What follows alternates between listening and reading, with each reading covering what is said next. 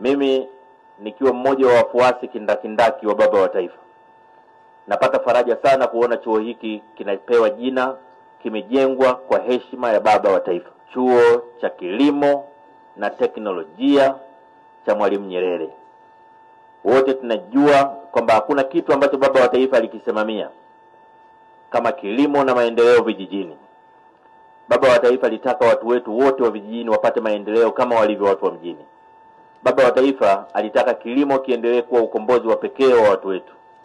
Baba wa taifa alitamani tuwe na kilimo cha kisasa chenye tija kwa wakulima, lakini vile vile kinachoongeza thamani ya maisha ya Mtanzania. Baba wa taifa alitamani kuwa na taifa lililojaa wasomi ambao wanatumia usomi wao kulitumikia taifa letu.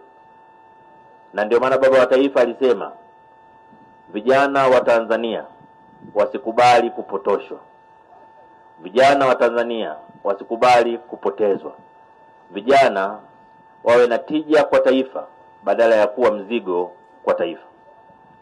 Na sisi kizazi cha sasa tuna wajibu wa pekee wa kuyasimamia yale yote ambayo baba wa taifa aliyasimamia katika kuhakikisha kwamba taifa letu linaendelea kuwa bora zaidi. Tunamshukuru rais wetu Mama Samia Suluhu Hassan, ambaye yeye ilani zote zilikuwa zikiandikwa, lakini yeye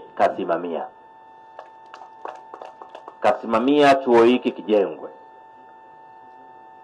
Tumesomewa hapa zaidi ya bilioni 102 zimetolewa katika kukamilisha miradi hii, na zimetolewa kwa sababu ya dhamira ya Mama Samia kuona kwamba chuo hiki kinajengwa. Mkiangalia kwa makini, mkisoma falsafa ya Mwalimu Nyerere, mkijifunza ambavyo Nyerere alikuwa alijenga taifa letu, mtagundua kwamba hata katika 4R za Rais Samia unaiona wazi wazi kwamba tabia ya Mwalimu Nyerere imeakisiwa sawa sawa na Rais Samia Suluhu Hassan.